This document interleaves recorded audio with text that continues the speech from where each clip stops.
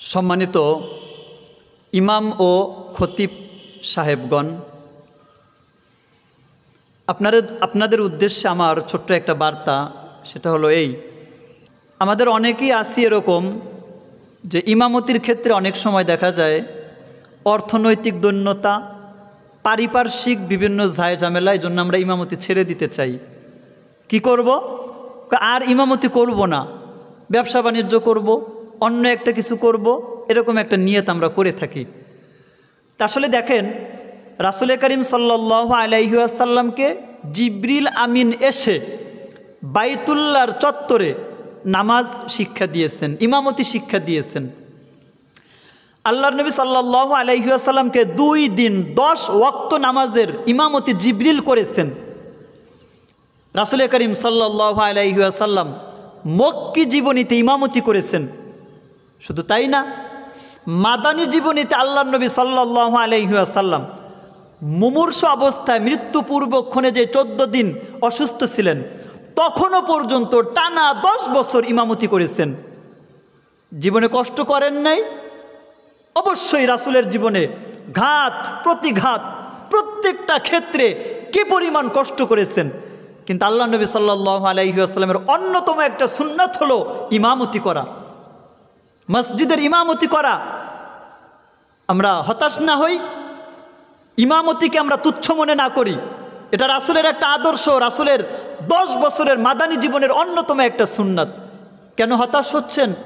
কেন ইমামতিকে ছেড়ে দিতে চাচ্ছেন? অনেক সময় এই অভিযোগ শোনা যায়। আমি একবার ইমামতি ছেড়ে দেওয়ার অভিযোগ, আমার শ্বশুর, উনি একজন আলেম, হাটহাজারী মাদ্রাসা থেকে ফারেক, ওনার সাথে আমি পরামর্শ করেছিলাম ইমামতি করব না।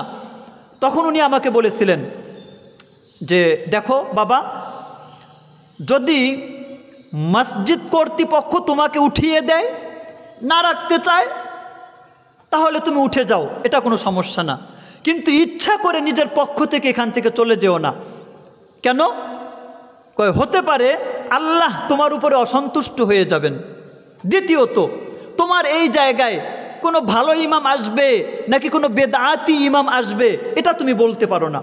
তুমি চলে যাওয়ার কারণে যদি কোনো খারাপ লোক এখানে বয়ানের মেম্বার দখল করে, কোনো খারাপ লোক যদি বেদাতি প্রচার প্রসার করে সমাজের ভিতরে, এই দায়ভার তো তোমার উপরে যাবে। এজন্য ইমামতি ছেড়ে দিও না।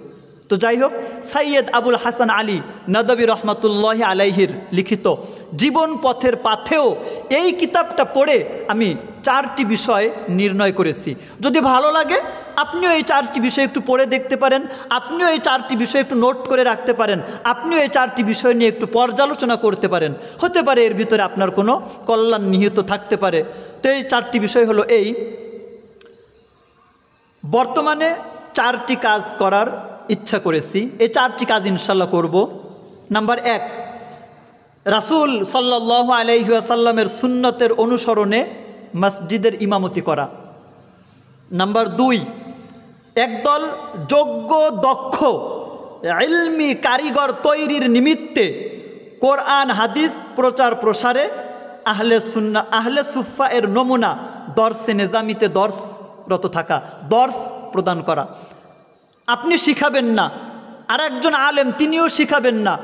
আপনি ব্যবসায় চলে যাবেন সম্পূর্ণভাবে, আর একজন আলেম তিনি মাদ্রাসা ছেড়ে চলে যাবেন, তাহলে অদূর ভবিষ্যতে এলেম তো এভাবেই উঠে যাবে। এজন্য দর্সে নিজামি আসহাবে সুফার যে নমুনা, ওটাকে ধরে রাখতে হলে আপনাকে আমাকে এলেমের প্রচার প্রসার করতে হবে। অল্প বেতনে হলেও মসজিদ এবং মাদ্রাসায় লেগে থাকার চেষ্টা করতে হবে। 3 নম্বর যে বিষয়টি, সেটি হলো ঘুণে ধরা সমাজের মানুষের মাঝে আমূল পরিবর্তন আনার লক্ষ্যে বয়ান বিবৃতি বয়ান করতে হবে। বয়ান বিবৃতির মাধ্যমে সমাজের মানুষের ভিতরে পরিবর্তন আনতে হবে, এর বিকল্প নেই।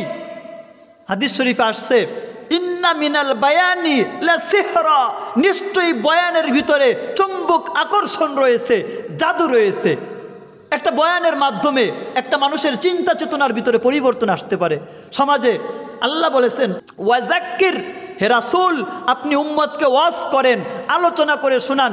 ফাইন্না যিকরা তানফাউল মুমিনিন। কেন? আপনার আলোচনা এটা মুমিনদের উপকার দিবে।